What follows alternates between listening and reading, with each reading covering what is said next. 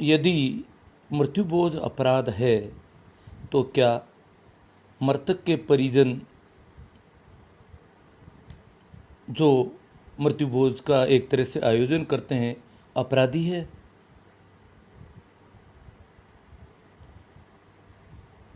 क्या आजकल जो ये एक मृत्युभोज के खिलाफ प्रशासनिक आदेश और तरह तरह की कार्रवाइयाँ हो रही है, क्या इससे मृत्युभोज रुक सकते हैं?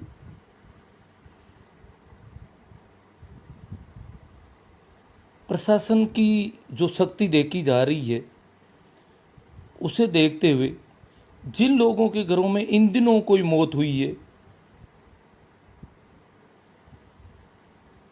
उनकी ऐसी क्या गलती है जो उन पर दोहरी मार पड़ रही है? इन सब बातों पर चर्चा के लिए आयोजित आज के इस फेसबुक लाइव सेशन में उपस्थित सभी मित्रों को मेरा प्रणाम, नमस्कार, राम राम। तो मित्रों, अपन चर्चा शुरू करते हैं।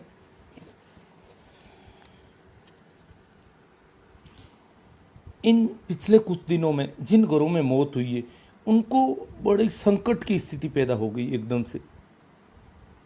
किशन साय जी मीणा डीआईजी जो अंधविश्वास और पाखंड के खिलाफ लंबे समय से मुहिम चला रहे हैं, बिल्कुल ऐसा लगता नहीं कि वो कोई पुलिस के अधिकारी हैं, वो इस बिल्कुल सामान्य आदमी की तरह इसमें एक जुनून के साथ लगे हुए हैं। और उन्होंने एकाएक आदेश किया, सरकार की भी पुट है उसमें। और कोरोना का एक समय है जब आदमियों को हम इकट्ठा नहीं कर सकते। कानूनन शादी में केवल 50 व्यक्ति इकट्ठे किए जा सकते हैं अधिकतम, और अंतिम संस्कार में 20। इसके अतिरिक्त किसी भी प्रकार का आयोजन, राती जोगा, छोटा मोटा आयोजन भी हम नहीं कर सकते। किसी भी प्रकार लोगों को इकट्ठा करने का, अगर 10 आदमी को घर पे इकट्ठा करते हैं तो कानूनन इन दिनों नहीं किया जा सकता। इसलिए मृत्युभोज करने वालों पर मृत्युभोज निवारण अधिनियम के अतिरिक्त राष्ट्रीय आपदा के कारण मानव जीवन को संकट में डालने का मुकदमा लग सकता है। इस प्रकार दोहरे मुकदमे उन पर लागू हो सकते हैं। तो ऐसी स्थिति में बड़ी संकट की स्थिति है। दूसरी तरफ जो पहले लॉकडाउन था, लोगों को मृत्युभोज नहीं करना पड़ा था कुछ दिनों तक। सरकार ने एकदम से खुद ने अपनी तरफ से अस्थियां प्रवाहित करने, मोक्ष कलश, पता नहीं क्या क्या शुरू कर दिया। और एकदम से लोगों को लगा कि सरकार चाहती है कि अब मृत्युभोज टाइमली कर लिया जाए, और लोगों ने सारे मृत्युभोज सल्टा दिए थोड़े दिनों में ही। परंतु जिन लोगों के इन दिनों मौत हुई है, अब लॉकडाउन तो ढील पड़ रही है, मृत्युभोज हो रहे थे, अचानक ये आदेश आए, तो उन लोगों पर बड़ा संकट है। वो बड़ी पेशो पेश में, बड़ी परेशानी में, बड़ी उलझन में। एक तरफ खाने वाले उनके चारों ओर लागू हो रुके हैं, और दूसरी तरफ प्रशासन के ये आदेश और ये अखबारों की खबरें उनको एकदम से बड़ी दिक्कत है। उन लोगों का जो संकट है उस पर हम चर्चा कर रहे हैं। तो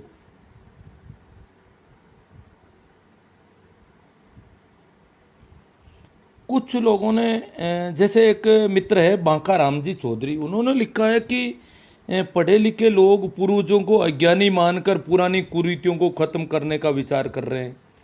जो पढ़े लिखे लोग हैं ये मृत्युभोज बंद करने की जो बातें कर रहे हैं उनके कह रहे हैं पढ़े लिखे लोग कर रहे हैं। ऐसा कोई ज़्यादा नहीं है। पढ़े लिखे लोग भी कोई ज़्यादा मृत्युभोज, वो तो कुछ लोगों के दिमाग में अलग तरह का होता है। मैंने बहुत सारे पढ़े लिखे बड़े बड़े अधिकारी देखे हैं जो मृत्युभोज के प्रबल समर्थक हैं, और जहाँ भी जाते हैं भोजन भी डटकर करते हैं। और वो कहते हैं हम तो ना नहीं देते भाई, फालतू लोगों की परेशानी, हम क्यों परेशान हों, वहाँ खा लेते हैं हम तो आराम से। तो खा भी आराम से लेते हैं और करने में भी सबसे आगे रहते हैं। तो ऐसा कोई ये पढ़े लिखों पर जो इल्ज़ाम लग रहा है वो भी मुझे इतना नहीं लगा। पुरानी कुरीतियों को ख़त्म करने का, और इन कुरीतियों को बांकाराम जी कहते हैं ये मेल मिलाप के हिसाब से ठीक थी, जबकि डीजे शराब जो नई कुरीतियाँ हैं उन पर ये नहीं कर रहे हैं। तो बांकाराम जी एक तरह से मृत्युभोज का पक्ष ले रहे हैं मेरी दृष्टि में। शराब कोई कुरीति है भी नहीं कहीं पर भी। शराब को अगर कोई कुरीति कहता तो इससे ज़्यादा बेहूदी बात नहीं है। शराब कुछ एक जाति वर्गों में शादी ब्याह में थोड़ा शराब की पिलाने का कोई रस्म होती है छोटी बड़ी, वो भी कुछ एक चुनिंदा लोगों के लिए, सबके लिए कंपलसरी ऐसा नहीं है। स्त्रियां उनमें भी शराब नहीं पीती है, न उनको पिलाई जाती है, तो ऐसा कोई है ही नहीं। शराब तो कुरीति जैसी बात ही नहीं है। बाकी शराब की तो कहीं कोई मनवार भी नहीं होती है। हाँ, डीजे डीजे भी कोई अनिवार्य नहीं माना जा सकता। हाँ, कुछ लोग करते हैं, नए वाले लड़के इसमें ज़्यादा है। डीजे और शराब का कोई गठजोड़ भी है, परंतु इसे अनिवार्य रूप से जिस प्रकार मृत्यु बोध अनिवार्य वैसा अनिवार्य नहीं कहा जा सकता। कई मित्रों ने लिखा है हरिद्वार पर पाबंदी लगाई जाए। वास्तव में उनका कहना ठीक है कि जो हरिद्वार पर तो सरकार खुद अपनी तरफ से मुफ्त में यात्राएं करवा रही है और मृत्युभोज बंद करने की बातें हो रही है। तो यह यात्रा शुरू होने से तो मृत्युभोज की छूट मिली, लोगों ने इसको छूट माना कि भाई अब मृत्युभोज किया जा सकता है। लॉकडाउन हो गया ख़त्म एक तरह से, और आराम से जाओ। अब ये कोई नहीं देखता है कि भाई किसी भी प्रकार का आयोजन नहीं किया जा सकता इन दिनों, इसकी कोई चर्चा ही नहीं, इसके ऊपर कोई फोकस भी नहीं है, न कोई ऊपर से ये ऐसा है कि आप किसी भी प्रकार का आयोजन नहीं, हालांकि एडवाइजरी है परंतु उसको कोई ध्यान नहीं देता। इसका प्रचार प्रसार ज़्यादा से ज़्यादा हो कि कोई भी सत्संग या किसी भी प्रकार का आयोजन जिसमें 10-20 लोग इकट्ठे हो सकते हो वो नहीं किया जाना चाहिए। इस पर भी जोर होना चाहिए थोड़ा। हरिद्वार पर ये कह रहे हैं पाबंदी, ऐसा तो बड़ा मुश्किल मामला है। आपको पता होना चाहिए जो मृत्युबोध अधिनियम 1960 में जो बना, उसमें भी बनाने वालों ने कितनी मेहनत की होगी, कैसे बना लिया। बाकी उसमें भी ये लिखा हुआ है कि मृतक के परिवार के लोग, पंडित, फकीर, इस प्रकार के जो लोग हैं वो लोग मृतक के घर पर खाना खा सकते हैं। उनकी अधिकतम संख्या 100 से ज़्यादा नहीं होनी चाहिए।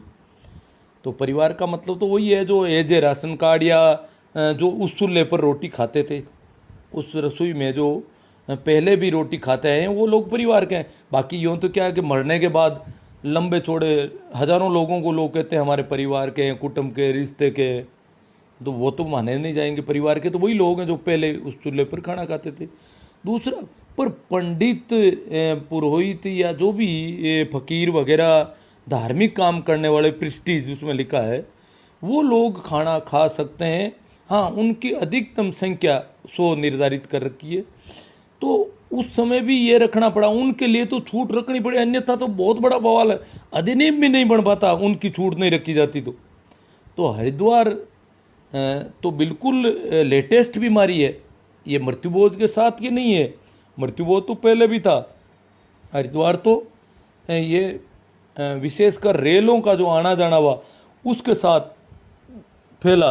और मैंने खुद ने देखा है, पहले हमारे यहाँ प्रत्येक मृतक के परिवार वाले हरिद्वार नहीं जाते थे। हर मृतक के लिए हरिद्वार की यात्रा जरूरी नहीं थी। 8-10 मृतक हो जाते उस परिवार में, उस पीढ़ी दर पीढ़ी, तब जाकर के उन सबको की हड्डियाँ इकट्ठी रखते थे और उनको सबको ले जाके हरिद्वार में डाल आते थे। इस प्रकार का एक रिवाज था। परंतु अब तो प्रत्येक मृतक के साथ ये हो गया। और इसको अगर बंद किया जाए, लगता नहीं कि इसको बंद किया जाए, क्योंकि ये तो मानसिक गुलामी है एक, शास्त्रों की या पंडितों की, उनके द्वारा भरे गए कचरे की, कि अगर उसको वहाँ नहीं, ये जो मर गया उसको वहाँ जाके मुक्त नहीं करेंगे, मोक्ष नहीं करेंगे, तो ये यहाँ पर तूफान आएंगे, आंधियाँ आएगी, बरसात नहीं होने देगा, ये वो 1000 बीमारियाँ होगी, ये होगा वो होगा, पता नहीं कितनी ऐसी बातें फैला रखी है इन लोगों ने।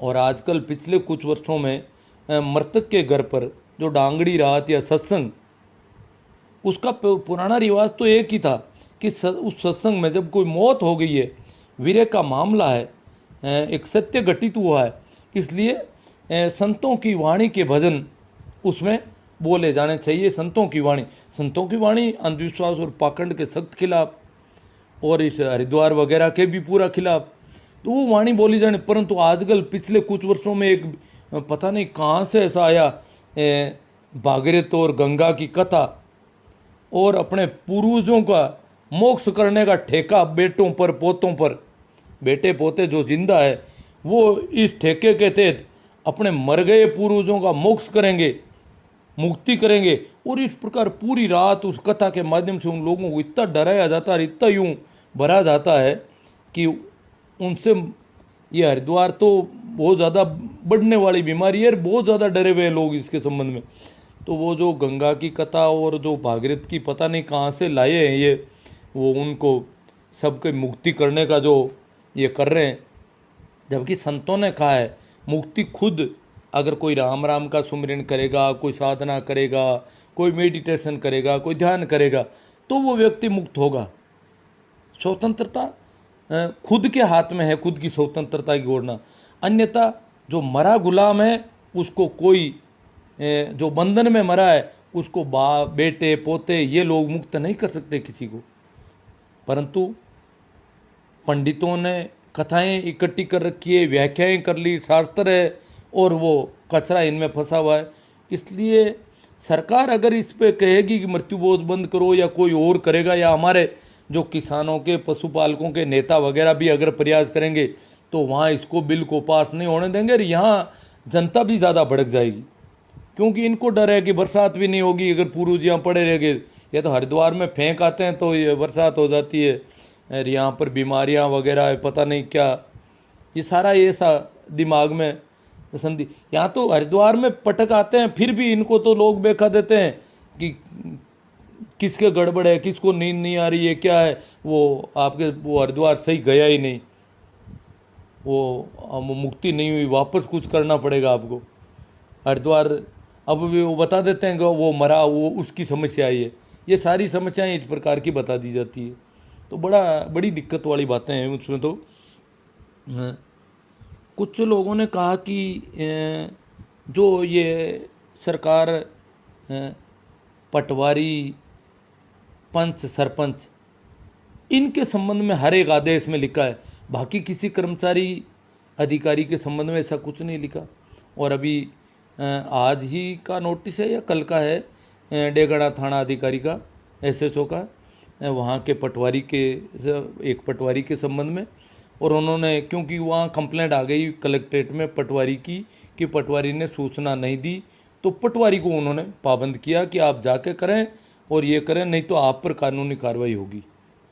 मतलब पुलिस ने उन पर डाल दिया पूरा ही, क्योंकि कानूनन वो बाध्य है और पुलिस सीधा हस्तक्षेप कर नहीं सकती। नियम भी ऐसा ही है लगभग, क्योंकि अधिनियम जिस समय बना उस समय पटवारी, पंच, सरपंच ये लोकल बॉडी थी गांव में। अब जो नए लोगों के बात करें, ग्राम सेवक, आंगनबाड़ी वर्कर, PO, अध्यापक या कृषि प्रयोगशाला, उनके बारे में लोग लिख रहे हैं बार बार कि उनकी भी कोई जिम्मेवारी, वो उस समय थे नहीं, वो लोग इस गाँव में तैनात नहीं थे, इसलिए इनका ही उल्लेख उस अधिनियम में है।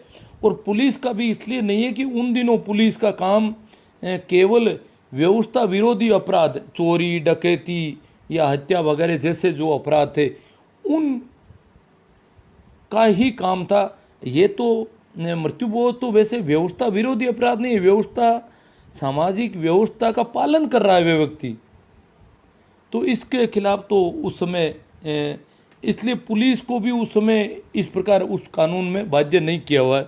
वो तो प्रशासन को जरूरत हो, मजिस्ट्रेट को, तो पुलिस की सहायता ली जाए। तो ये अधिनियम के अनुसार ये लोग कर रहे हैं।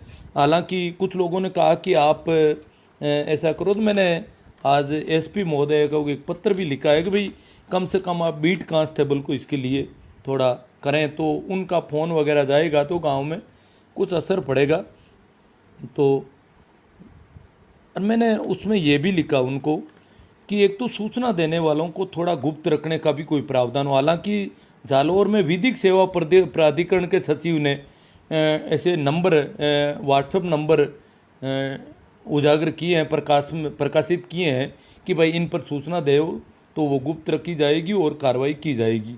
तो कई जगह ऐसा हुआ भी है।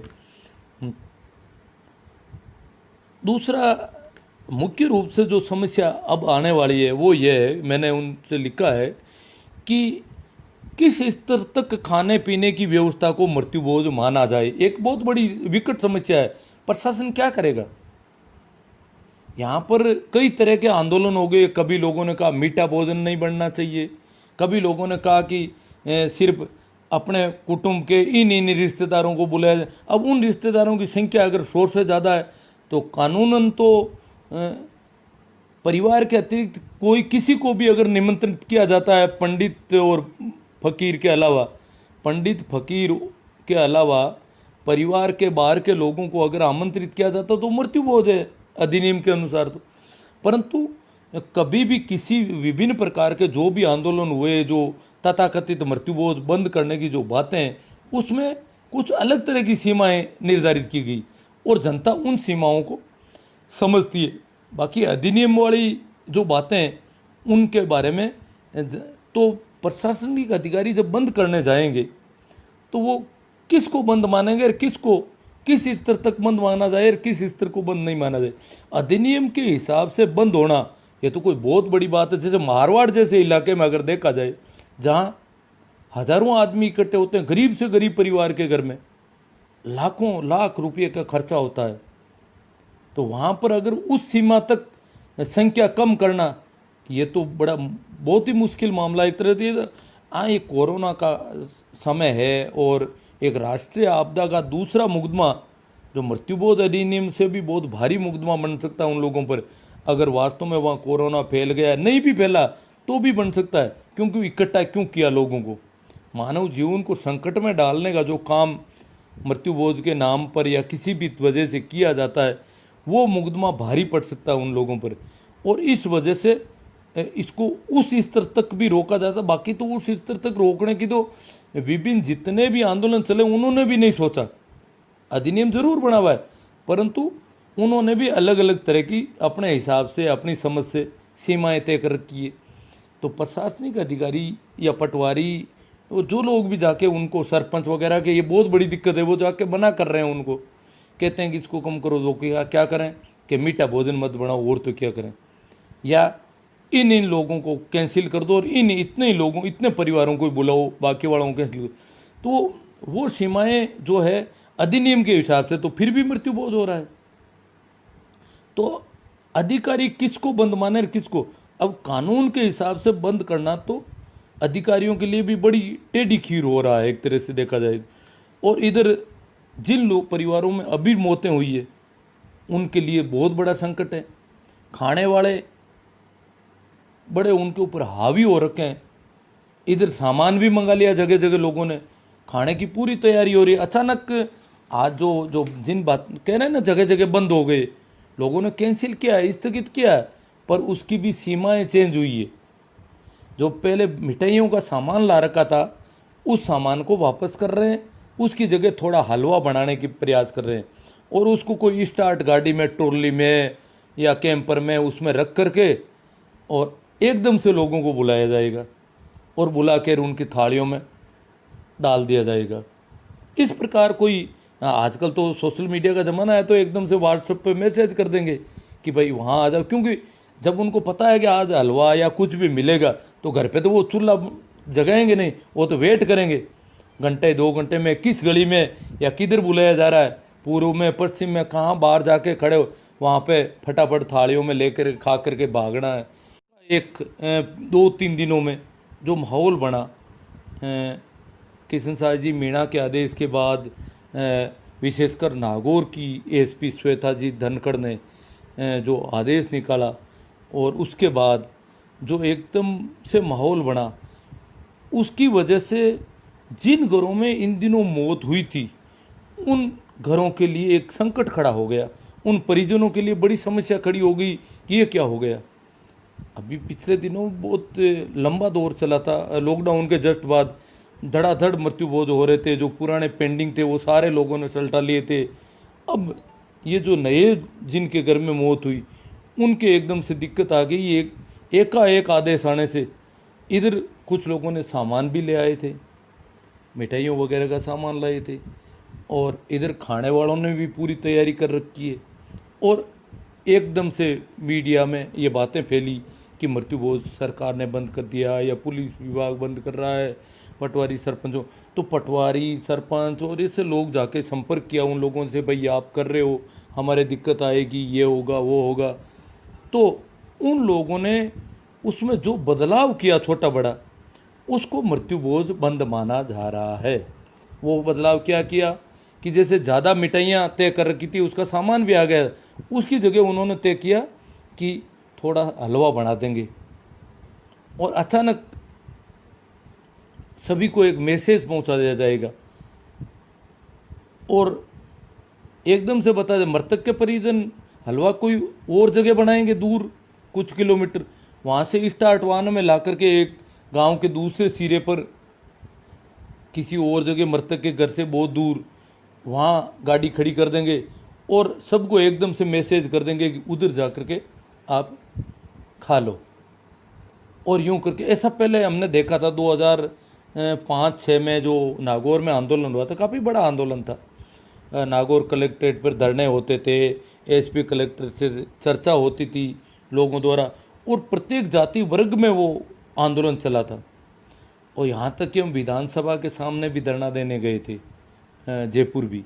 तो एक बड़ा आंदोलन था एक तरह से देखा जाए तो। उन दिनों भी यही होता था कि लोग उन दिनों इतने मोबाइल फ़ोन नहीं के बराबर थे आम जन के पास, फिर भी ये एक मृतक की ढाणी यहाँ पर है, दूर सी ढाणी में कहीं हलवा बना दिया जाएगा, किसी को कानों कान खबर नहीं होने देगी, पूरे गांव में ध्यान रखा जाता है, किन किन आदमियों को ही पता होना चाहिए, बाकी किसी को पता नहीं है। वहाँ पे हलवा बना करके ट्रॉली में रख करके फिर उसको कोई दूसरी जगह बदल करके वहाँ खड़ा करके और एकदम से लोगों को उस तरफ भेज करके खिलाया जाएगा रात के अंधेरे में। इस प्रकार के पहले भी करते थे। तो आज तो सोशल मीडिया है, ये व्हाट्सएप ग्रुप भी बना सकते हैं जिन जिन को बुलाना है, और उनको अचानक मैसेज करते ही हाथों हाथ, क्योंकि लोग तो इंतज़ार कर रहे होते हैं कि भाई आज तो खाना है, चाहे कैसे भी करके खा लेंगे। तो खाना भी नहीं बनाते हैं घर पे, तो पूरी ताक में रहते हैं कि कहाँ हलवा बना है और किधर जा कर के कैसे खा करके भागना है। इस प्रकार कुछ इन्होंने लिमिट की है, संख्या कम की है। कई जगहों पर कहा कि भाई उन लोगों को मना कर देते हैं जिन लोगों को बुला रखा है, क्योंकि भोजन सामान भी ले आए, लोगों को भी निमंत्रण कर दिया और एकदम से ये आ गया कि मृत्युभोज सरकार ने बंद कर दिया। तो बहुत सारे मृत्युभोजों में ऐसे बदलाव लोगों ने अभी पिछले 48 घंटों में किए, जिसको बंद के हिसाब से देखा जाता है। अब मृत्युभोज बंद क्या है उस पर अपन ने चर्चा की अभी। अगर अधिनियम के प्रावधानों के हिसाब से देखा जाए तो मृत्युभोज तभी बंद माना जाएगा जब मृतक के परिवार के लोगों के अतिरिक्त दूसरे किसी परिवार के व्यक्ति को वहाँ पर खाना नहीं खिलाया जाए। खाना चाहे मीठा हो फीका हो, उससे कोई मतलब नहीं है। हालांकि कई जगह ये तय कर रखा है लोगों ने कि मीठा नहीं बनाएगा तो उसको मृत्युभोज नहीं माना, ऐसा नहीं है। अधिनियम में मीठे का चरखे का कोई मामला नहीं है। वहाँ तो यही है कि उसके परिवार के लोग, पुजारी, पंडित या फकीर, वैसे लोग अधिकतम 100 हो सकते हैं। 100 से ज़्यादा अगर परिवार के लोग और पंडित वगैरह हो तो भी वो मृत्युभोज माना जाएगा। तो ऐसा अधिनियम में तो ऐसा है मामला। तो अपन जो चर्चा कर रहे थे उसमें, हाँ, अब कुछ लोग कह रहे हैं कि अगर इस प्रकार ये पुलिस और ये पटवारी ये लोग करेंगे तो बड़ा भ्रष्टाचार फैलेगा और लोगों को डर दिखाएंगे कि रोक देंगे तो लोग पैसे देंगे और फिर पैसे दे करके मृत्युभोज करवाएंगे। ऐसा बिल्कुल रेयर केस 1% भी नहीं हो सकता मृत्युभोज के मामले में। ये हमारा अनुभव है। ये जो आप कह रहे हो ना, जो मैसेज आ रहे हैं 2 दिन से लोगों के कि पुलिस वाले पैसे लेकर के, हाँ कभी कभार कहीं हो जाता होगा रेयर केस, बहुत कम। परंतु जब आंदोलन चल रहा हो, जब एक तरह से इतना प्रशासन का इतना माहौल बन गया हो, ऐसे में पैसे लेकर के मृत्युभोज, पुलिस वाले तो खुद डर रहे हैं, इसलिए वो पटवारियों पर डालने की कोशिश कर रहे हैं, पटवारी सरपंच पर डालने की, हर कोई एक दूसरे पर डालने की, क्योंकि पुलिस वाले खुद करते हैं, बड़े बड़े अधिकारी खुद करते हैं। मृत्युभोज तो सभी को करना अनिवार्य बुराई है। विशेषकर जो मारवाड़ जैसे इलाके में, यहाँ तो मुझे नहीं लगता कि ऐसा कोई परिवार मिल जाता हो जो बिल्कुल मृत्युभोज इस अधिनियम के प्रावधानों के अनुसार एक भी आदमी को घर पर आ गया और उसको खाना नहीं खिलाएगा। खाना अपने घर पे खाओ, सब अपने अपने घर पे खाते हैं। ये मर गया इसलिए यहाँ पे आकर के खाना खाएंगे, वो तो मृत्यु भोज होगा। चाहे वो तो श्रद्धांजलि देने आए हैं किसी भी वजह से, परंतु यहाँ भोजन कर रहे हैं तो वो मृत्यु भोज है अधिनियम के हिसाब से। तो इसमें जो पुलिस या प्रशासन के संबंध में ये लोग कह रहे हैं ये कि भाई ये डबल मृत्यु भोज हो जाएगा, इधर इनको देना पड़ेगा और उधर उनको, ऐसा कुछ नहीं है। मृत्यु भोज इतनी छोटी सी बात नहीं है जिसके लिए किसी को पैसे दे करके इसको कर दिया जाए, ऐसा संभव नहीं है इसमें, क्योंकि आवश्यक सामाजिक बुराई है और ऐसा नहीं हो सकता। हाँ, लड़ाई झगड़े हो सकते हैं, जेल जा सकते हैं, मारपीट हो सकती है, ऐसा हुआ है पुराने ज़माने में। कहते हैं आज भी पुराने लोग कहते हैं कि भट्टियों में डाल दिया पुलिस वालों को, और ऐसी कई कहानियाँ बना रखी। डाला कि नहीं डाला, मतलब ये अफवाहें चलती है कि आएगा तो उसको देख लेंगे हम गाँव में, इस प्रकार की बातें भी होती रहती है। हालांकि आज के ज़माने में ऐसा कोई संभव नहीं है। तो अपने एक बात वो हरिद्वार वाले भी कर रहे थे कि हरिद्वार पर बंद, तो जिन चीज़ों में शास्त्र धर्म या ये बातें आ जाती उनको बंद करना इतना आसान नहीं है, वो मामला और भी कठिन है, बहुत ज़्यादा कठिन है। और फिर इसमें एक छोटी सी कहानी, मेरे गांव में क्या है कि पहले एक सेठ थे और वो बड़े मजाक के अंदाज के आदमी थे, बड़े मस्त मौला आदमी थे। उनकी कथाएं कहानियाँ चलती है गांव में आसपास के लोगों में कि बाकरोद का बंसी सेठ, तो बंसी सेठ की माँ मर गई। तो बंसी को लोगों ने कहा कि भाई तुझे हरिद्वार जाना है, तो बंसी वो फूल लेकर के यहाँ से हरिद्वार निकल गया। तो वो बंसी तो वो तो वैसे ही मस्त मौला आदमी था, वो तो हर तरह की मजाक किसी से भी कर लेता था।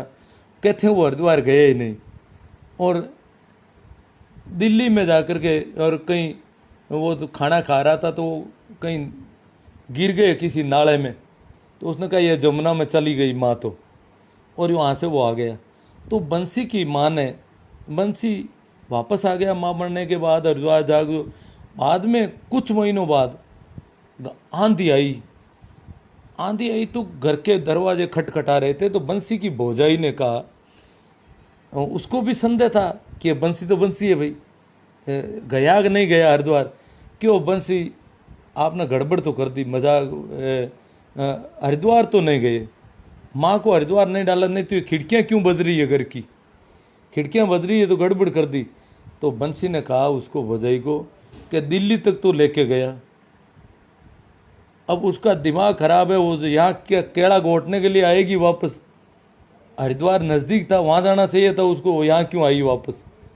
मतलब अपनी माँ के संबंध में कह रहा है कि जब दिल्ली से हरिद्वार नज़दीक था तो इधर क्यों आई परेशान होने के लिए, यहाँ खिड़कियाँ बजा रही है ये। तो मतलब ये जो खिड़कियाँ बजती है, आंधी तूफान जो भी है, उनके ऊपर कई कहानियाँ प्रचलन में है।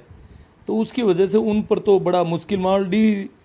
DC सारन साहब ने भी लिखा है कि सर ये हरिद्वार जाने और पुरोहितों को, प्रोफेसर साहब हैं ये, पुरोहितों को जिमाने दान देने वाला काम जारी है, जो मृत्यु भोज का सबसे बड़ा हिस्सा है, उस पर भी जन जागरण की ज़रूरत है।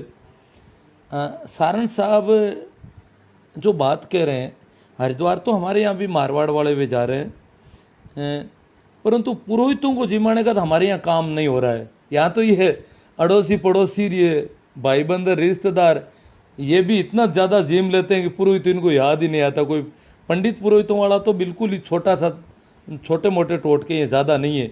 और वहाँ क्या है कि मृत्युभोज लगभग वो बंद है एक तरह से, जैसा मारवाड़ में जैसे मृत्युभोज होते हैं वैसे शेखावटी में नहीं होते। तो वहाँ पुरोहितों वाला काफ़ी बड़ा दिख रहा है उनको, जो पुरोहित वगैरह जो भी पंडित वगैरह आते हैं उनको दान भी ज़्यादा दिया होगा। यहाँ तो थोड़ा इतना नहीं है, शायद वहाँ ज़्यादा हो सकता है। या यहाँ पर क्या है कि 8-8, 10-10 लाख मृत्यु भोज में होते हैं, तो ये 50-60 हज़ार छोटे मोटे खर्चे पर कौन ध्यान दे, इसलिए ये तो ज़्यादा उभर कर रहे हैं। वहाँ पर शेखावाटी एरिया में पुरोहितों को जिमाना और दान देना ये भी उभरा हुआ दिखाई देता है, क्योंकि दूसरे वाला झंझट कम है। परंतु सारन साहब हमारे यहाँ तो मामला बहुत खतरनाक है। यहाँ तो 8-10 लाख, 15 लाख, 20-20 लाख तक खर्च हो रहे हैं लोगों के। और नॉर्मल गरीब से गरीब लोगों को भी 5-5, 7-7 लाख से कम में छोड़ते नहीं है कोई। तो आप ठीक कह रहे हैं, उधर शेखावाटी में और इस पर ज़्यादा, यहाँ तो ये फोकस भी नहीं हो रहा इन चीज़ों पर, पुरोहितों वाला और कितना हो रहा है, वो तो छोटा सा नमक की जगह हो रहा है, क्योंकि बहुत बड़े हो रहे हैं दूसरे वाले मामले। तो ठीक है इनका कहना, हरिद्वार पर ये जन जागरण से ही कुछ कम ज़्यादा हो तो बात अलग है। मामला हरिद्वार वाली मैंने बताया कि ये बीमारी थी नहीं हमारे यहाँ पर, ये रेल शुरू होने के बाद शुरू हुई। उससे पहले मृत्यु बहुत तो छोटा मोटा शुरू से ही होता था। पहले शुरू में राबड़ी पिलाते थे, फिर खींचड़ा खिलाना शुरू किया, क्योंकि भोजन की बहुत कमी थी, तो खींचड़े के लिए भी लोग भागते थे। और खींचड़े के बाद में लापसी और हलवा वगैरह ये मीठी चीज़ें आ गई, ये बहुत बाद में आई मीठी चीज़ें। मीठी चीज़ों में भी शुरू में गुड़ का चला था, और सामान्य आदमी को गुड़ के अतिरिक्त अनुमति भी नहीं देते थे राजा रजवाड़ों की तरफ से भी, कि गुड़ के अलावा तुम चीनी नहीं ला सकते। ये भी एक ऊपर से पाबंदी थी। और चीनी लाओ तो इतना बड़ा टैक्स सरकार में जमा कराओ तो ही चीनी ला सकते हो। इस प्रकार के कई मामले थे पहले।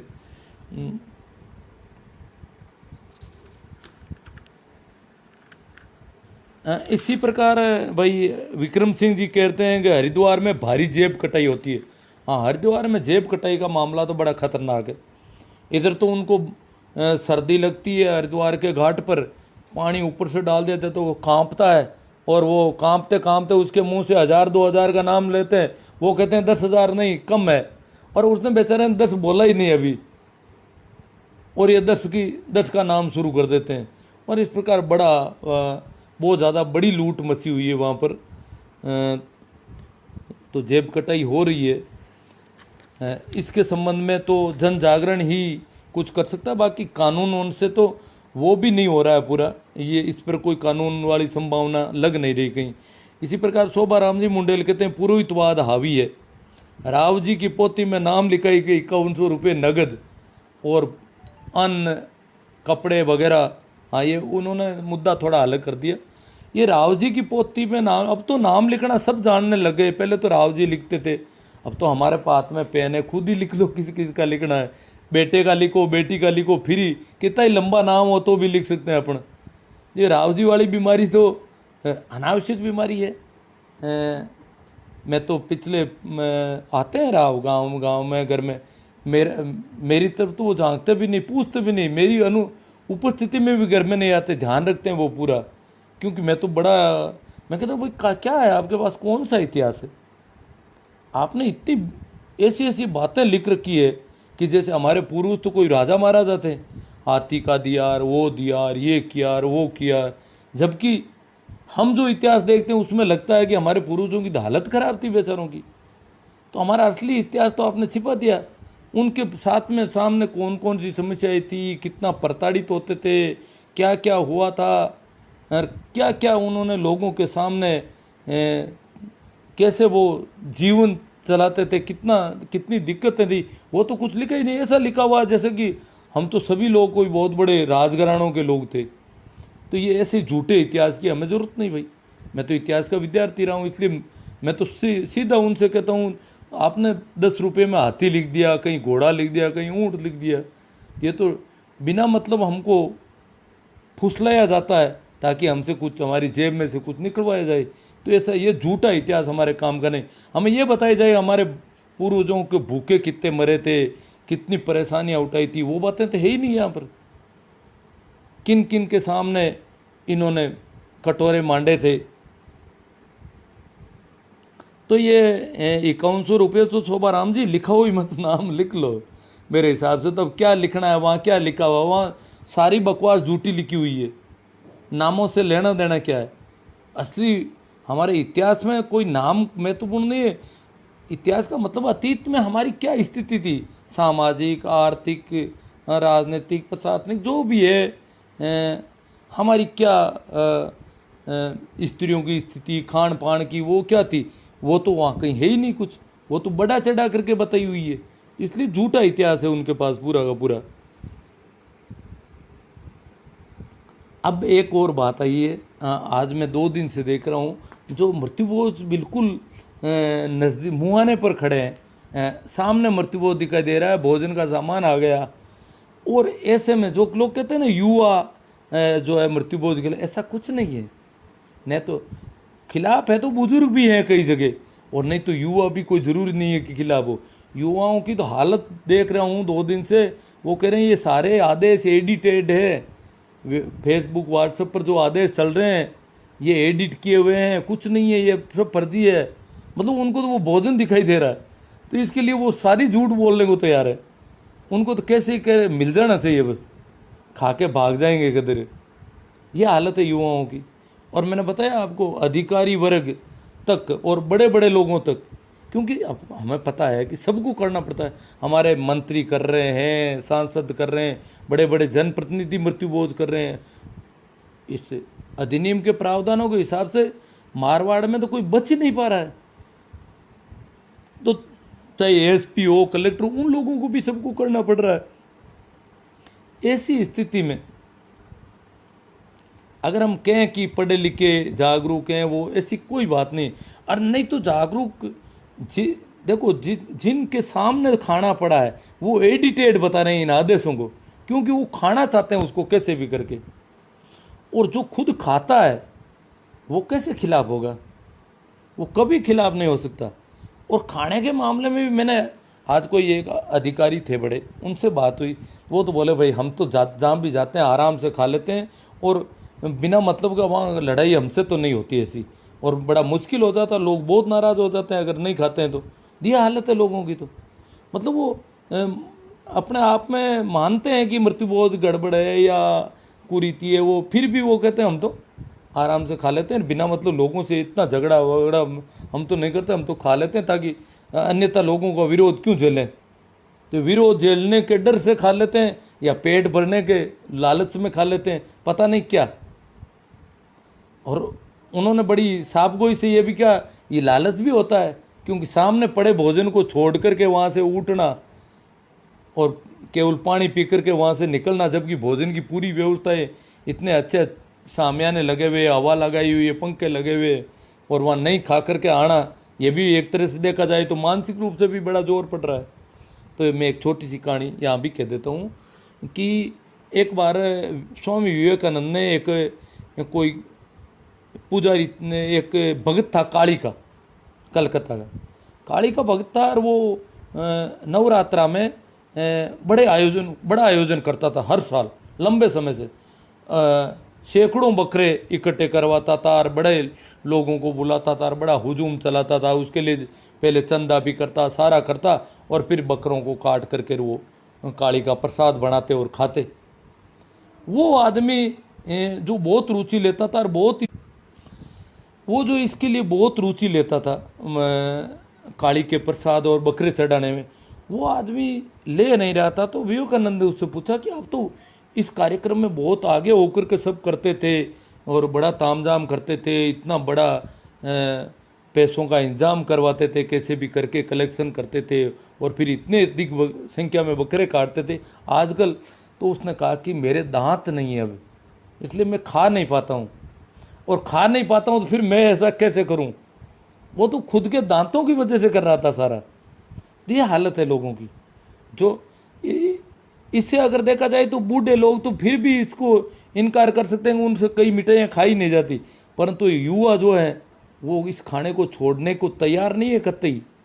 आज भी आप देख रहे हैं कि फेसबुक व्हाट्सएप पर कई लोग, जुनूनी लोग हैं, वो बार बार कहते हैं कि भाई नहीं खाने का संकल्प लो। संकल्प लिया नहीं खाने का संकल्प कैसे लें, खाने का लिलवा दो इनको, और कुछ खिलाना हो तो एक्स्ट्रा खिलाना हो तो डोज दे दो। खाने को तैयार है, नहीं खाने को कैसे तैयार होंगे बेचारे। ये हालत है युवाओं की। जबकि ये कहते हैं कि बुजुर्ग नहीं मानते हैं, ये सब दूसरों पर यूं ही कह रहे हैं, बाकी युवाओं में भी कोई ज़्यादा दम नहीं है इस मामले में। तो मैंने अजीब स्थिति देखी कि वो खाने के लालच में कह रहे हैं कि आदेश एडिटेड है।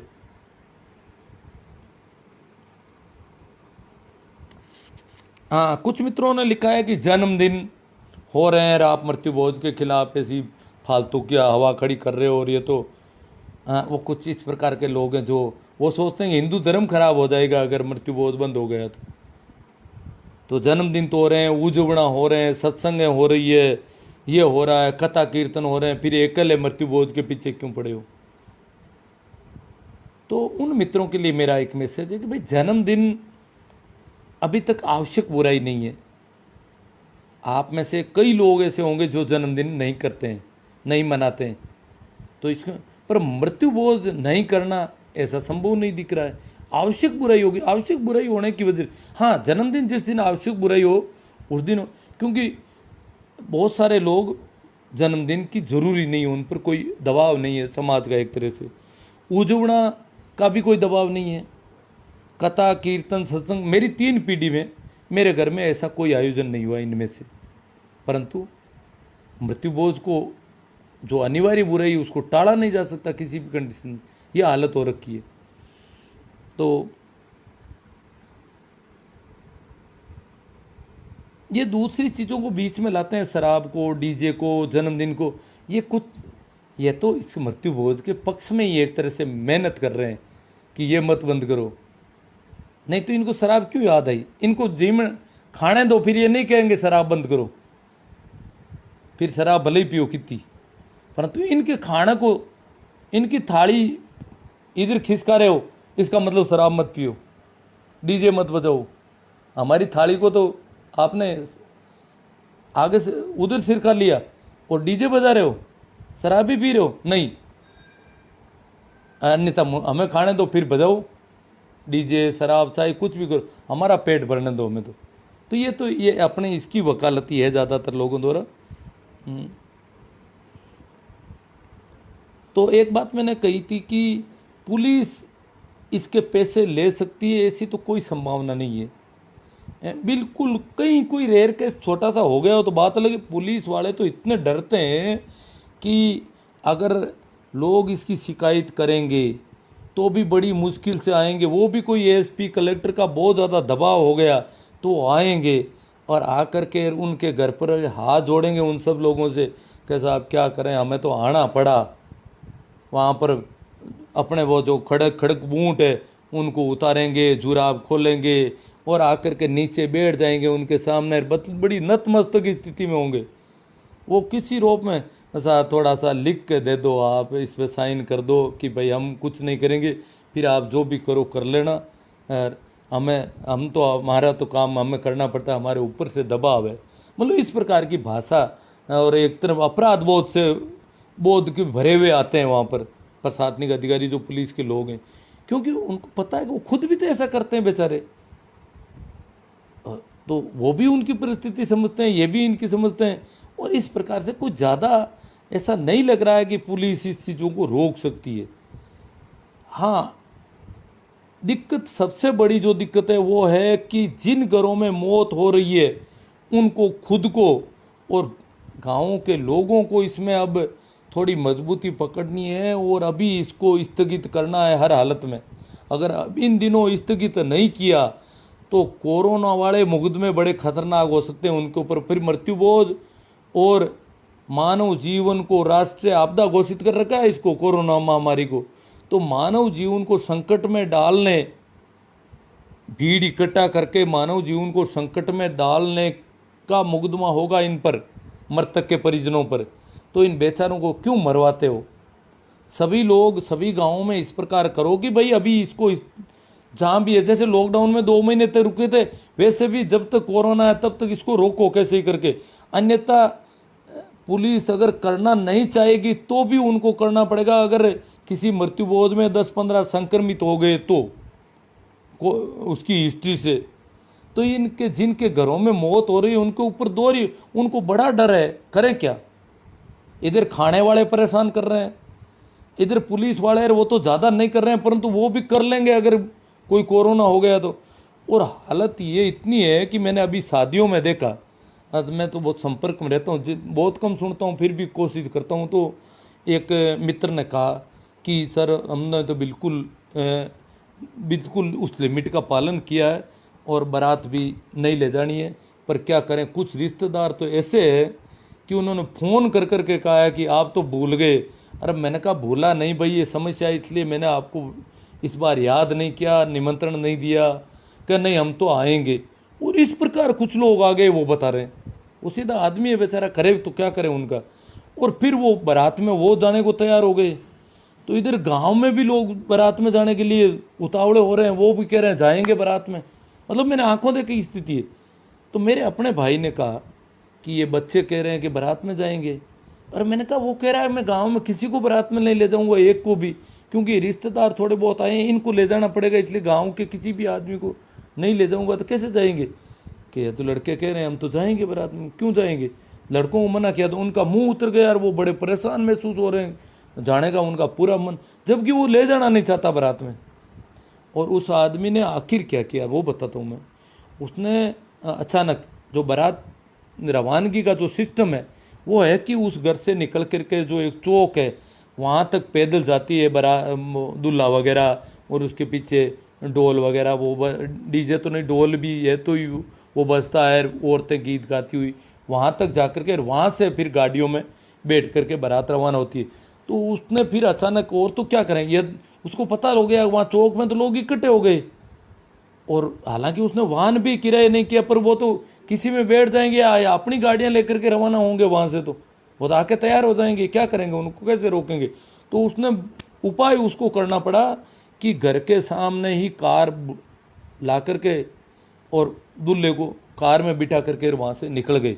तो चौक वाले खड़े ही रह गए वहां से, तब जाकर के वो बारात में जाने वाले कैंसिल हो सके। ये हालत है। उनको निमंत्रण नहीं है बारात में जाने का, कहा भी नहीं किसी को कि तुम्हें बारात में चलना है, फिर भी वो तो जाने के लिए ऐसे कर रहे हैं। तो ये मृत्युबोध वाले कैसे रुकेंगे? और अगर नहीं रुकेंगे तो इन पर कोरोना के मुकदमे और हो जाएंगे। मृत्युबोध वाले तो अलग है ही, वो भी, क्योंकि उसको भी अब थोड़ा प्रशासन तेजी से ले रहा है। तो जिन घरों में मौत हो रही है, जागरूक लोगों को गांव गांव में अब तय कर लेना चाहिए कि जब तक कोरोना का ये संकट है तब तक किसी भी प्रकार का ऐसा आयोजन नहीं किया जाए।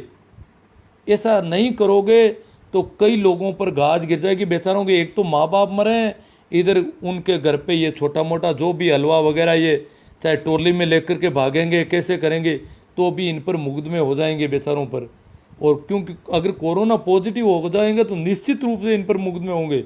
मृत्युबोध वाले अलग होंगे और ये अलग होंगे। और पटवारी पंच सरपंच को भी न्यायालय में जवाब देना पड़ेगा, क्यों कानूनन वो बाध्य हैं। उनको कहा जाएगा कि आपने सूचना क्यों नहीं दी, उनके भी समझे। अन्यथा तो यही माना जाता है कि मृत्युबोध होता ही नहीं है इसलिए सूचना नहीं दी गई, परंतु ये तो मृत्युबोध होंगे और इन पर भी मुकदमे बढ़ेंगे। कानूनन वो पूरी तरह से बहुत ज़्यादा बाध्य हैं वो लोग भी। तो इतने समय तक ये कानून पड़ा रहा, 60 साल से पड़ा था, परंतु अब ये ऊपर आ रहा है। ऊपर आ रहा तो ऐसी हजार समस्याएं खड़ी होने वाली है। तो गाँव में जो जागरूक लोग हैं उन लोगों को अब इस पर निर्णय लेना, पता नहीं किसके घर में कल मौत हो सकती है और उसके ऊपर ऐसा खाने वालों का दबाव बढ़ेगा। और इधर ये प्रशासन वाले चलेगा, प्रशासन वाले तो शायद रुक भी जाएंगे, मुझे नहीं लगता कि वो ज़्यादा करेंगे। वो तो बिल्कुल बेचारे बहुत परेशान है खुद भी। वो तो जैसे बीट कांस्टेबल का मैंने लिखा भाई इनको भी को तो पुलिस वाले भी डर गए सारे बीट कांस्टेबल ने। वो तो एक पटवारी पर डालना चाहते हैं, पटवारी इन पर डालना चाहते हैं, वो तो सारे परेशान है। परंतु अगर कोरोना पॉजिटिव वहाँ हो गए, पता नहीं आपके हमारे घर में किसी घर में मौत हो और ये खाने वाले आके बैठ जाएं वहाँ पर, फिर इनको खिलाएं पिलाएं या इनको भगाएं तो कैसे भगाएं। और वहाँ कोरोना अगर हो गया तो मुकदमे उन परिजनों पर बनेंगे और वो मुकदमे खतरनाक बनेंगे। और पटवारी पंच सरपंच के भी इससे समस्या होगी कि उन्होंने सूचना क्यों नहीं दी समय पर। वो बाध्य हैं इसके लिए, उनकी ड्यूटी है एक तरह से। भाई हनुमान जी रार ने लिखा है केवल एक पटवारी क्या करेगा, सभी की जिम्मेदारी होनी चाहिए। पटवारी के पास तो 2-2 3-3 सर्किल हैं या और भी बहुत सारे काम हैं, कृषि पर्यवेक्षक आंगनबाड़ी उन सब की होनी चाहिए। बात सही है हनुमान जी रार, पर वो अधिनियम में उस समय पटवारी था, बाकी आंगनबाड़ी कृषि पर्यवेक्षक ऐसे पद गाँवों में कहीं थे ही नहीं दूर दूर तक।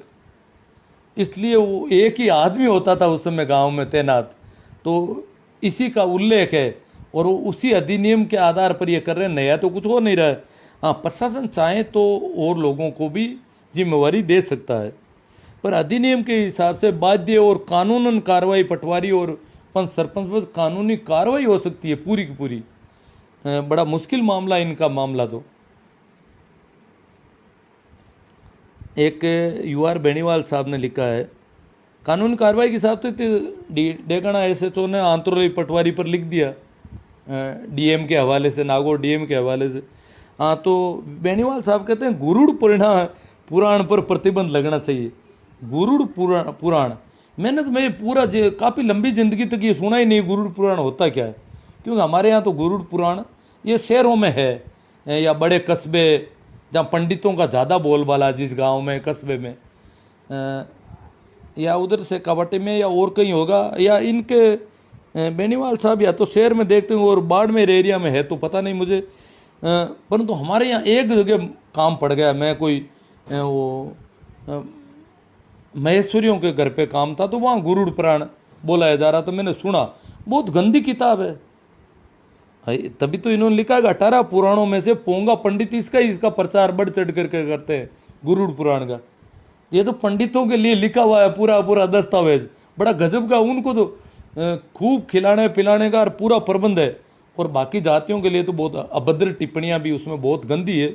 मतलब किताब तो ऐसी है कि मैं तो उसको सुन भी थोड़ा बहुत सुना था, मुझे तो बहुत हल्का लगा, मुझे सुनने जैसा है ही नहीं उसमें कुछ। बहुत खराब किताब है। उस किताब की आड़ में लोग बुरी तरह से ठगा जाता है कि तुम्हारे घर में मौत हो गई इसलिए करना पड़ा। तो ये तो बहुत गंदी किताब। मैं तो इस बारे ज़्यादा तो जानता नहीं, परंतु इन्होंने कहा तो वास्तव में प्रतिबंध इस पर कौन लगाए। ये तो पुराण है, सनातन धर्म की। अभी वो धार्मिक खड़े हो जाएंगे जो तथाकथित हैं, इस पर प्रतिबंध लगाना तो बड़ा मुश्किल मामला हो सकता है। मुझे तो नहीं लगता कि ऐसा कोई संभव है। तो अपना जो पहले वाला वीडियो था उस पर जो चर्चा हुई वो शायद अगर शेयर हो गई है, टेक्निकल प्रॉब्लम थी, शेयर हुई है तो अच्छी बात है। दोनों वीडियो को जोड़ करके मैं यूट्यूब पर चढ़ाने का प्रयास करूँगा।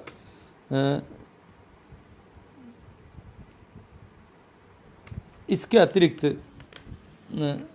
दूसरा अभी जो कमेंट आ रहे हैं उन पे थोड़ी बहुत चर्चा कर लें। ये 2 वीडियो में हमारा टुकड़ों में हो गया, ठीक नहीं, जमा नहीं। बाकी आप लोगों का तो बहुत अच्छा सहयोग है, पर टेक्निकली प्रॉब्लम आ गई। राज कटाला सांडवा एक पकड़ मसीहा ओसो, ओ ये किताब दिख रही है यहाँ पे, है ना। हाँ ठीक। श्रवण सावंत में कौन सी, दोकल राम जी माचरा, खूब यूं ही जागरूक करते रहिए। राज कटाला सांडवा से कहीं न कहीं इसमें प्रशासन की मिलीभगत रहती है। अरे साहब, मिलीभगत क्या, प्रशासन के सब लोग भी तो मृत्युबोध करते हैं ना। हमारे मंत्री, जनप्रतिनिधि, सभी लोग करते हैं। अगर भाई प्रावधान जो है, अधिनियम क्या कहता है? अधिनियम कहता है मृतक के परिवार के लोग, पंडित, फकीर, ये लोग खाना खा सकते हैं। तो परिवार के अतिरिक्त एक भी आदमी अगर एक्स्ट्रा खाना खाता है जो उसकी मृत्यु से पहले उस रसोई में या उस घर में नहीं खाता था, वो खाता है तो वो तो मृत्युबोध है, सीधा साफ है। इसलिए मृत्युबोध तो प्रत्येक व्यक्ति को करना पड़ रहा है। अगर देखा जाए तो जिनको हम बंद कहते हैं उसको भी करना पड़ता है। अधिनियम में तो इतना कर रखा है। हाँ, पंडित फकीर ये लोग और परिवार के लोग अधिकतम 100 हो सकते हैं। तो पंडित फकीरों वाला तो इतना है नहीं, खाने वाले तो ज़्यादा दूसरे हैं। राज कटाला कहते हैं पता नहीं क्यों लोग मृत्युबोध को स्वाभिमान से जोड़। अजी स्वाभिमान से नहीं जोड़ रहे, जब करना ही पड़ता है। जो आज अधिकारी या बड़े बड़े पढ़े लिखे लोग इसकी पक्ष लेते हैं, इसके पक्ष में जोर जोर से बोलते हैं, उनको पता है कि हमने जब कर लिया है तो गलत नहीं है, नहीं तो हम क्यों करते। हमने किया है तो किसी के दबाव में थोड़ा ही किया है, हमने अपनी मर्जी से किया है। तो उस फिर स्वाभिमान से ही जोड़े और क्या करे, उसको गुलामी से कैसे जोड़े बेचारे, उसको ऐसे कैसे जोड़ेंगे। हमको करना पड़ा, हमारी मजबूरी है, ये नहीं कर सकते। हर एक व्यक्ति ऐसा नहीं कह सकता। इसलिए वो फिर उनके पास चारा ही यही रहता है। और फिर वो अगर कोई इसके खिलाफ बोलता है तो उसके खिलाफ खड़े हो जाते हैं, क्योंकि उन्होंने तो अपराध कारित कर लिया। इसलिए वो उसको अपराध मानने की स्थिति में नहीं हो सकते किसी भी। हाँ राज कटाल, जो आप बता रहे हैं बिल्कुल ऐसा आज भी हो रहा है। कुछ एक जगह आसपास के घरों में मिठाइयाँ बिखेर देते हैं। हाँ वो सब हो रहा है।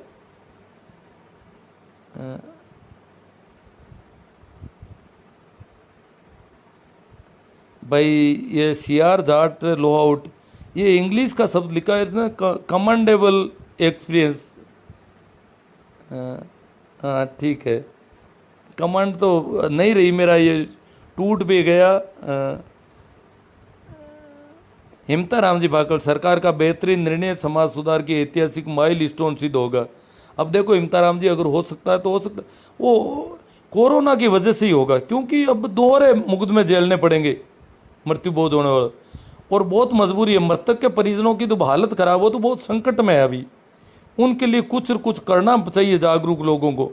उनको छोड़ो एक तरह कैसे भी करके, अभी उनके ऊपर ये दबाव नहीं। उनको बड़ा डर है कि अगर कोरोना हो गया हमारे घर में इकट्ठे होने वाले लोगों में, तो हमारे क्या हालात होंगे।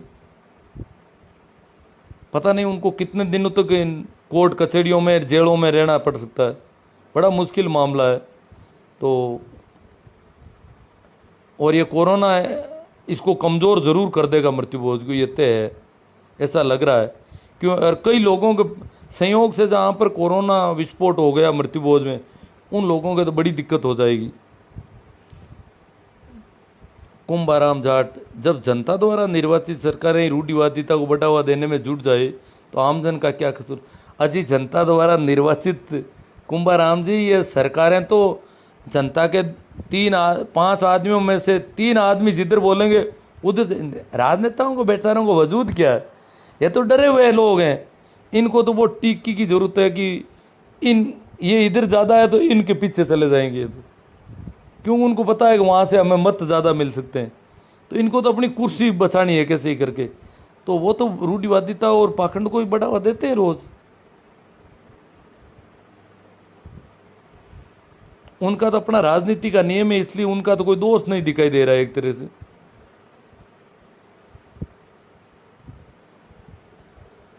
लेखराज चौधरी, आप सही बात बता रहे हैं जी। आपके इस लाइव की वजह से हम लोग भी जान रहे हैं। हाँ, कोई जानकारी मिल रही है इनको, अच्छी बात है। सही बात है।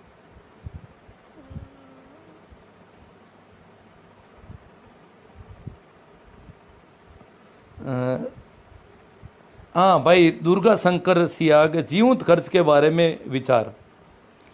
अजी जीवंत करो चाहे मृत्यु, जीवंत खर्च अगर ऐसा हो जाए कि भाई जीवंत खर्च करना है, और अगर जीवंत नहीं हो सका तो फिर तो कोई करना ही नहीं कुछ, तो बहुत अच्छा है। वैसे तो बहुत ज़्यादा लोग टाल देंगे, अभी तो हम जीवित रहेंगे लंबे समय तक, और फिर मर गए तब हम क्या करें, अब जीवित ही नहीं है तो कोई दिक्कत।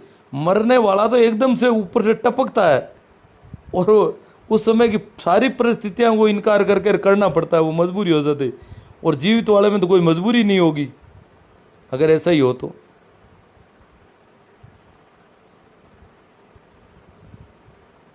एक मित्र ने लिखा है कि बटेरी कांड हुआ था बांवरी देवी वाला, वो बाल विवाह के खिलाफ वो कर रही थी, और उसके साथ बहुत अत्याचार हुआ, बहुत जुल्म हुए। तो मृत्यु बोझ के खिलाफ भी अगर कोई ऐसा करेंगे अधिकारी, वो भी एक कार्यकर्ता के हिसाब से बाल विकास की कार्यकर्ता थी, महिला बाल विकास की, तो उसके अपनी ड्यूटी के हिसाब से कर रही थी, तो उसको इतनी दिक्कतें झेलनी पड़ी। तो अब पटवारी वगैरह ये करेंगे तो इनको, अब देखा जाए तो बाल विवाह को अगर कानूनी अपराध तो माना जाता है मृत्यु बोझ की तरह, पर वो अगर मृत्यु बोझ और बाल विवाह की कंपैरिजन करें, अगर मृत्यु बोझ गलत है, कुरीति है, तो बाल विवाह कुरीति नहीं होना चाहिए। क्योंकि मृत्यु बोझ को इस वजह से कुरीति माना था, अनावश्यक खर्चा। बाल विवाह में उल्टी खर्चे की एक तरह से बचत मानी जाती है। बाल विवाह में जो माता पिता है वो अपने एक से अधिक लोगों की एक साथ शादी करते हैं, तभी बाल विवाह होते हैं, बाकी तो बाल विवाह नहीं हो रहे। तो उनकी उम्र का गैप होता है, और उनकी एक साथ शादी इसलिए करते हैं, वो खर्चे को बचाना चाहते हैं। क्योंकि लोग जब भी शादी होगी तब खाएंगे, तो 3-4 लड़कों की बच्चों की एक साथ शादी करते हैं तो लोग उसको ये नहीं कह सकते कि भाई अब 4 बार खाएंगे, फिर एक बार खा करके मन महसूस करके बैठना पड़ता है। परंतु 3-4 की अगर 2-2 साल के अंतराल से करोगे तो हर शादी के पीछे वो खाना चाहेंगे। तो उसमें वो दूसरा ऐसा कोई नियम निकल नहीं रहा है कि भाई एक पिता की अगर 4 संतान है और वो चारों को एक साथ शादी करके एक खाने में लोगों को बेवकूफ़ बनाता है, तो अच्छा यही है कि उसको एक शादी में ही खाने का रखा जाए, बाकी की शादियां बिना लोगों को खिलाए करने की छूट दे दी जाए ताकि वो बारी बारी से कर सके। अन्यथा वो चारों की एक साथ शादी करके एक खाने में लोगों को निपटा देता है, तो धोखा तो वो कर ही रहा है। वो एक साथ क्यों कर रहा है कि एक ही खाना देना चाहता है। तो समाज जो खाने वाले हैं उनके साथ तो वो धोखा कर रहा है, तो खाने वालों को उसे छोड़ देना चाहिए अब कि भैया 4 लड़के हैं, 4 बच्चे हैं तुम्हारे, तो एक बार खाना खिला देना किसी भी शादी में, बाकी 3 तेरी फ्री। तो वो आरी बारी से उनको कर सकता है। अन्यथा हर बार अगर उनको इतने लोगों को इकट्ठा करे, इतना बड़ा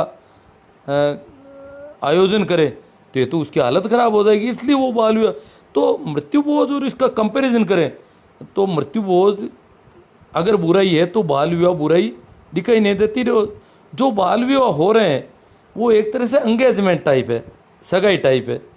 नंबर 2, जो बाल विवाह छोटे बच्चों के हो गए हैं, अगर वो बड़े होने पर उस विवाह से राजी नहीं है तो उसको कैंसिल कर सकते हैं अब कानूनन, वो 0 हो जाएंगे, अपना आप शून्य माने जाते हैं। ये भी नियम है। इसलिए उनकी तो कोई ज़्यादा यूँ देखे तो दिक्कत नहीं लग रही है। इससे बिल्कुल अलग तरह का मामला है। और पहले तो क्या होता था कि जो मृत्यु होती थी ना, इस पे शादियाँ कर लेते थे। वो भी एक तरह से देखा जाए तो ठीक था कि ये बीमारी तो ख़त्म हो कम से कम, पर उसको भी लोगों ने उसको बुरा माना कि मृत्यु के साथ शादी करना गलत है। जबकि वो बचत के हिसाब से वो थोड़ा ठीक था उनका, क्योंकि मृत्यु वाला तो करना ही पड़ता है, तो ये शादी वाला ही साथ में सड़ जाए तो एक बचत कर रहे थे बेचारे, करें क्या, बहुत मजबूरी है कि ये तो करना पड़ता ही पड़ता है, इसलिए वो शादी को उसमें निकालते थे बेचारे।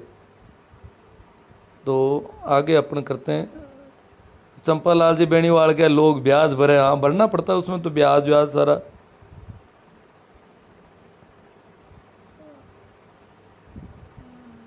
हाँ, लेखराज जी चौधरी कह रहे हैं कि सर हम अगर कहीं जाते हैं और नहीं खाते हैं तो लोग नाराज़ हो जाते हैं।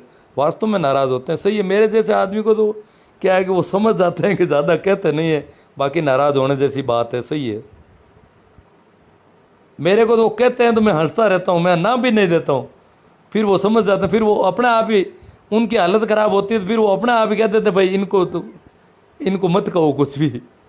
तो मैं ना भी नहीं, ना दोगे तो ना देने वालों के तो वो पीछे पड़ जाते हैं कि नहीं जितना खा सको उतना ही खाओ, थोड़ा खा लाना, थोड़ा सा तो खाओ, कुछ मुंह तो लगाओ, मतलब मुंह लगा के छोड़ेंगे। पर मैं तो ना भी नहीं देता हूँ, हाँ भी नहीं देता हूँ, ना हंसता रहता हूँ। वो कहते रहते मैं हंसता रहता हूँ, फिर वो अपने आप हार जाते हैं, मतलब उनको एकदम से हार महसूस होती है कि ये क्या कर दिया। फिर वो अपने आप ही आपस में बात करते हैं कि यार इनको छोड़ो। तो वास्तव में आप लोगों की समस्या तो होती है, सही बात है ये। भादू साहब बिल्कुल सत्य बात कह रहे हैं, लोग खाने के चक्कर में ही गिद्ध बोझ खा रहे हैं। हाँ, खाने का चक्कर भी बड़ा भारी है साहब। बड़े साहब को इसे स्वीकार करते हैं, कई अच्छे पढ़े लिखे गया खाया बिना तो क्यों आए जाए, खाए बिना तो नहीं आ सकते भाई। वहाँ गए हैं और भोजन की इतनी अच्छी व्यवस्था, लोग तो जितने ज़्यादा बड़े अफसर टाइप के पढ़े लिखे अच्छे नौकरी वाले या सरपंच पंच दिखते हैं, उनके ऊपर 10 आदमी खड़े रहते हैं, ये लो साहब, ये लो आप, हाँ ये लो थोड़ा, ये सब्जी आपके स्पेशल बनाइए, ये गरम गरम पकौड़ी ला रहे हैं आपके लिए अलग से। तो उनके तो ऊपर से बहुत ज़्यादा लोग तो कर रहे हैं, फिर वो कौन छोड़ के आए वहाँ पर। रंजीत बंजारा कह रहे हैं बहुत अच्छी बातें बताई। जीवंत खंड की दुर्गाराम जी बात हो गई थोड़ी। हाँ, भंवरा राम जी हुड्डा कह रहे हैं कि जन्मदिन आज से ही बंद करें तो ठीक ही रहेगा, आने वाले समय में यह भी नासूर ही बनेगा। देखो भंवराराम जी, हमारे घर में तो कभी हुआ नहीं जन्मदिन का कोई कार्यक्रम, कभी लापसी भी नहीं बढ़ाई। हम तो याद ही नहीं रखते किसका जन्म कब हो रहा है, और हमारी तो जन्म तिथियाँ ही वो पता नहीं अध्यापकों ने लिखी होगी, पर घर में बच्चों की है, पर कभी मैंने सुना नहीं उनको कि वो अपने जन्मदिन की कोई बात करते हो। अब जहाँ है चालू कर दिया, उनको बंद कर देना चाहिए। हमने तो चालू ही नहीं की ऐसी नई बीमारियां, हम तो चालू क्या करें, हम तो पुरानी बीमारियों से भी नाराज हैं, राजी नहीं है, तो नई बीमारियां कैसे चालू करें। छेला तांडी जी कह रहे हैं, अध्यापक जी सर जी मृत्यु भोज जन्मदिन कथा सत्संग उजीवना इत्यादि सभी आडंबरों का घोर विरोध करता हूँ। हाँ, आप तो करते हैं, मुझे पता है, आप तो सख्त खिलाफ है इसके।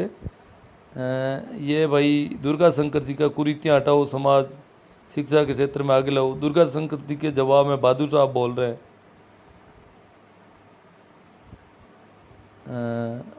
कानाराम जी जाकड़ कह रहे हैं, सही बात है साहब। जितेंद्र जी जाट ओसो वाली भाषा बोल रहे हैं, आपके भीतर बैठे परमात्मा को मेरा प्रणाम। सर हमारे गांव में गुरु पुराण का बहुत बोलबाला। छेला तांडी जी कह रहे हैं बहुत, तो हमारे इधर नहीं है। देखो इनका गांव ज़्यादा दूर नहीं है, हमारे गांव से 40 किलोमीटर ही होगा, पर हमारे यहाँ तो बिल्कुल नहीं है। ये है कई इलाकों में है, कई जगह नहीं है, ऐसा ही है कोई।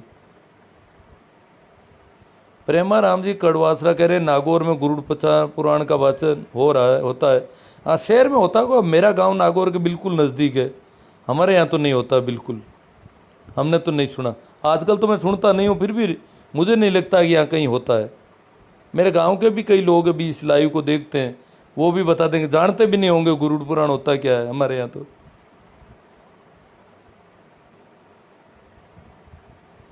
अब शायद मेरे डाटा भी सीमा पर आ गए हैं। हरीश पटेल सर, नशा अफीम डोडा कानून निकालो, कहीं भी कोई पिता दिखाई देता है तो कार्रवाई की जाएगी। मृत्यु भोज में जो खाना बनता है उससे ज़्यादा अफीम डोडा और अफीम डोडा तो कई इलाकों में तो लोगों ने बंद कर दिया। आपके वहाँ अभी भी है ना? हमारे यहाँ तो लगभग अड़ोस पड़ोस में सभी जगह पहले बहुत ज़्यादा था, पर अब बंद हो गया लगभग। आपकी बात सही है, जो भी है बीमारियाँ ऐसी कुछ भी है वो सब बंद होनी चाहिए, कम होना चाहिए। लोगों की मौत आ रही है इसमें।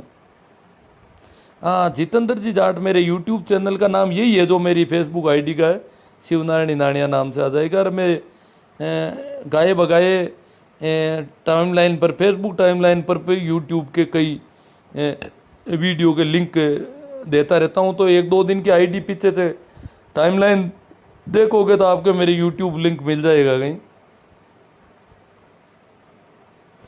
भंवरलाल जी कहते हैं, पंडित जी खाने के लिए पूरा पाकन रचाते हैं और अपने परिवार के लिए करते हैं। अब खाने के लिए तो बिना पंडित वो भी रचा रहे हैं सारे, आजकल देख रहा हूँ मैं, पेट का मामला है। हाँ, तो पंडित जी प्रेमाराम जी कबासरा, आप जैसे समाज सुधारकों की आवश्यकता है। जगदीश क्या अध्यापक को जिम्मेदारी देने पर रुक सकता है? नहीं भाई, इतने में प्रेमाराम कड़वासा के मास्टर ही दिखते हैं आपको तो ये देख लो, हर कोई नाराज है, कोई भी इस झंझट में नहीं पड़ना चाहता, क्यों बहुत बड़ा झंझट का मामला है ये। कम नहीं, यहाँ बड़े बड़े जो आतंकी गैंगस्टर है वो भी नतमस्तक होते हैं मृत्यु भोज के सामने। सामाजिक आतंक बहुत भारी है। जो गैंगस्टर दिखाई देते हैं, जिनके नाम से लोग डरते हैं, वो भी मृत्यु भोज वालों से डर जाते हैं बेचारे। तो बड़े बड़े जो थानेदार जो कहलाते हैं दबंग माने जाते हैं, वो सब इस मामले में एकदम से कमज़ोर हो जाते हैं। मकान ज़मीन बिक जाते हैं, अर्जुन जी चौधरी कहते हैं। हाँ, बहुत ज़्यादा है जी, ऐसी तो पूछो मत।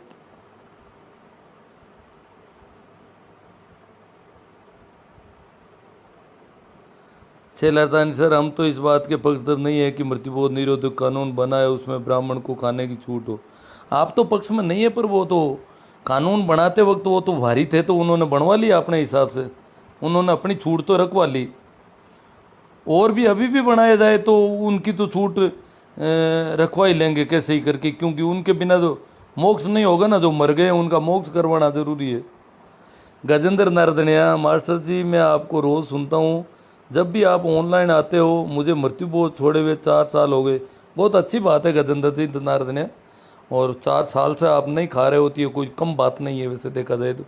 कई जगह लोगों को की नाराज़गी झेलनी पड़ी होगी, अपने मित्रों की, रिश्तेदारों की, भाई बंधों की, और इतना ये कम नहीं किया आपने। आपके संघर्ष को सलाम। भाई अर्जुन जी चौधरी, बहुत अच्छा सराहनीय कदम। फालतू खर्चा और बर्बादी है, कई फालतू दिखावा करते हैं और मजबूरन करना पड़ता है, कर्ज लेना पड़ता है। हाँ भाई बीरा राजस्थानी जी, आज हमारे नज़दीक ही मृत्यु भोज का आयोजन हुआ है, जिसमें 20 सरकारी नुमाइंदों ने व पेंशन भोगियों ने मीठा भोजन ग्रहण किया।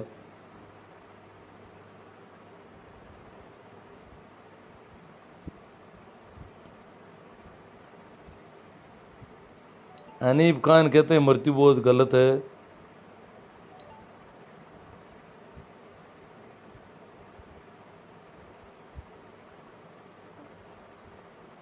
हाँ भाई प्रेम चौधरी आ गए, मृत्यु भोज होना ही चाहिए।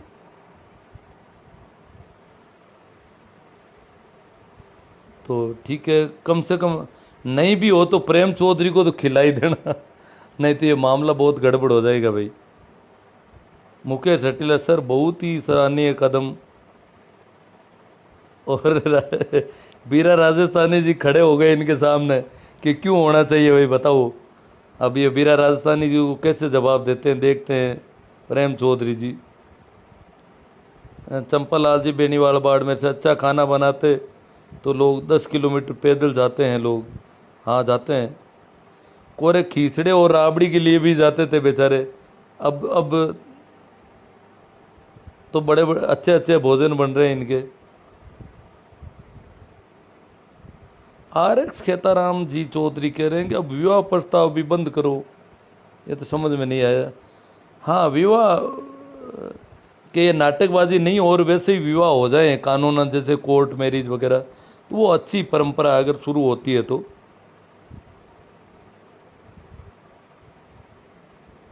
हाँ भाई सैनी सरावना इन्होंने कह दिया कि शादी भी जमीन की विरासत की तरह कोर्ट मैरिज से ही करानी चाहिए।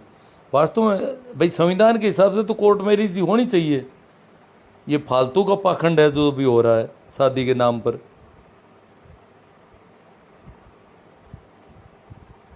गोवर्धन राम जी खोजा कह रहे हैं, जाट कौन नहीं सुधरेगा पंडित जी। सर मृत्यु भोज पर सरकार ने सख्त आदेश दिया है, क्या उसका पालन होगा?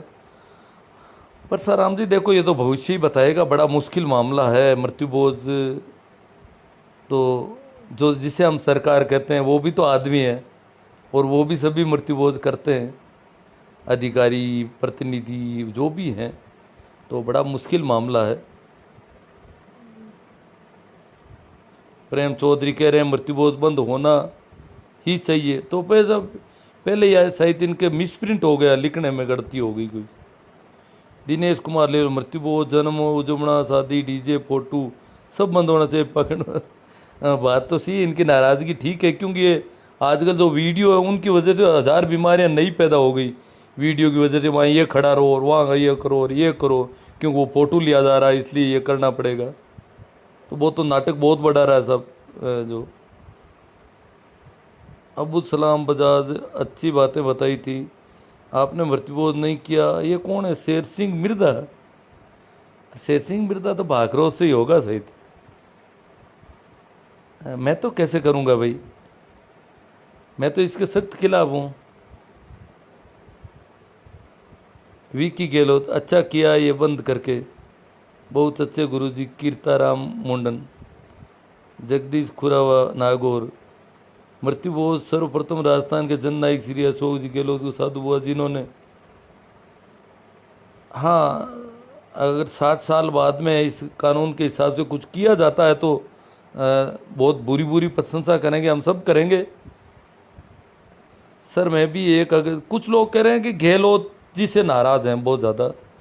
ज़्यादातर ये जाटों के लड़के हैं, उनको तो ये लगता है कि जाट मुख्यमंत्री बनने का रोड़ा अशोक गहलोत हैं। अब गुजरों को भी लग रहा है कि गुजर मुख्यमंत्री भी अशोक गहलोत नहीं बनने देते हैं। तो सचिन को बना देंगे तो भी जाट मुख्यमंत्री की तो फिर भी प्रॉब्लम खड़ी हो जाएगी। तो इन गाड़ियों से तो कुछ होने वाला नहीं है। कौन मुख्यमंत्री हो कौन नहीं हो, ये सिर्फ इसी वजह से वो लोग बहुत नाराज़ हो रहे हैं। जबकि अगर सरकार ने निर्देशित किया है, सरकार इस पर कोई मजबूती से करती है तो उसका स्वागत होना चाहिए। क्योंकि 60 साल से हमारे बुजुर्गों ने, कुंभाराम जी आ रही है उन लोगों की मेहनत से, और बलदेव राम जी की प्रेरणा थी पहले से। बलदेव राम जी ने बहुत मेहनत की इस मामले में, तो उनकी वजह से कोई एक अधिनियम बना और वो 60 साल से पड़ा था, और उसको अगर अशोक जी ऊपर लाते हैं तो हमें उनका स्वागत करना चाहिए निश्चित रूप से। चाहे वो इस प्रकार के जातिगत दुराग्रह से निकल करके, क्योंकि बहुत बड़ा पश्चिम राजस्थान में तो ये बहुत ही बड़ा काम हो जाता है अगर ये बंद हो जाता है तो।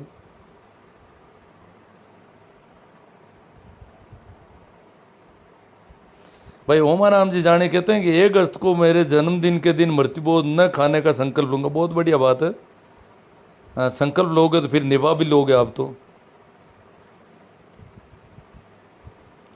राकेश भाकर, तीसरी पार्टी का राजस्थान का सीएम और देश का पीएम बदलने की जरूरत है, तीसरा कोई चाहिए ही जी। सीरा व बूंदिया बंद करवाओ, रजनीश बिश्नोई कह रहे हैं। बहादुर साहब कह रहे हैं कि हम तो पूरी तरह से इसके खिलाफ हैं। गांव में आज से पहले किसी भी बैठक में जाते हैं तो खाना नहीं खाते हैं, पूर्ण रूप से कुरीतियाँ बंद के सहमत हैं। बहुत अच्छी बात है बहादुर साहब। बीरा राजस्थानी जी, जब तक पंडित लोग खुद खड़े होकर ये नहीं कहते कि मृत्युभोज पाप है, तब तक कुरीति मिटाना कठिन है, बड़ा मुश्किल मामला। सही बात है, सभी लोगों को चाहिए तभी बंद होगा।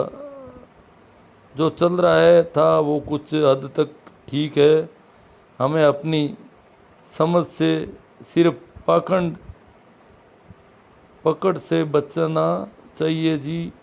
हम सब कुछ बाद में कर दे, कुछ समझ में नहीं आ रहा सर। खर्चा बहुत है सर। हाँ सही बात है, मृत्युभोज तभी बंद होगा जब हर समाज में जागरूक। हाँ, ये जो अलग अलग समाज बना रखे हैं अपने, जाट, राजपूत, खाती, कुमार, नाई, ये समाज तो एक है पूरा। और मृत्युभोज के मामले में अगर एक जाति बंद करती है, ये तो संभव ही नहीं है कि एक दूसरी जाति में इनके निमंत्रण होते हैं, तो एक जगह तो खिलाया जाएगा और उस जाति में क्या है, तुमने तो बंद कर दिया पर हमारे यहाँ तो खाना पड़ेगा। और ये सारी समस्या हो जाएगी। आपस में जिनकी नूंद पात है, आपस में साथ में खाते उड़ते बैठते हैं, खान पान का सिस्टम है, निमंत्रण का है, तो वो तो सब एक साथ करें तभी संभव है। बाकी तो कोई एक जाति विशेष तो कर नहीं सकती ऐसा कुछ भी। करेगी तो कई और समझें। तभी तो हमने 2005-6 वाले उस आंदोलन में सभी जातियों की मीटिंगों में जा करके सबको खड़ा किया और सबकी तरफ से शुरू करवाया था।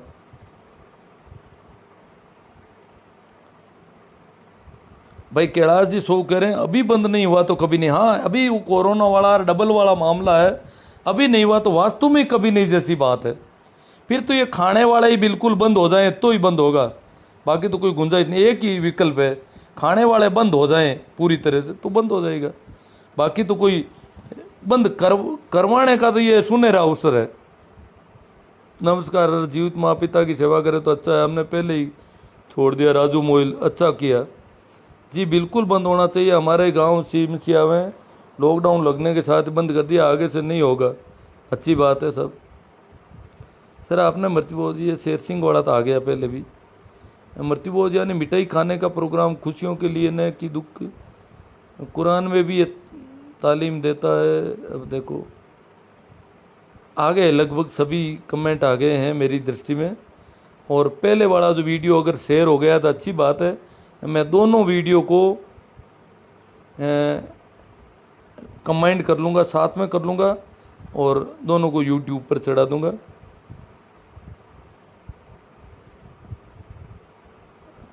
अब पता नहीं कौन कौन से रह गए।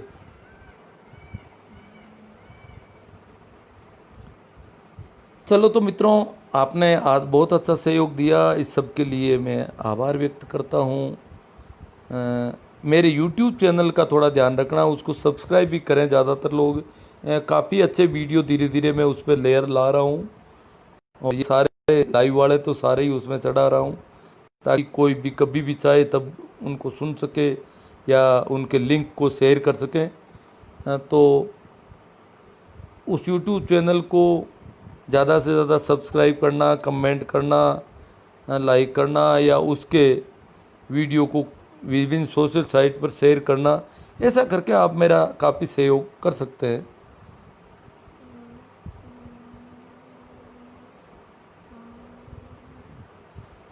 ठीक है, थैंक यू। एक बार फिर आपको मेरा प्रणाम, नमस्कार, राम राम।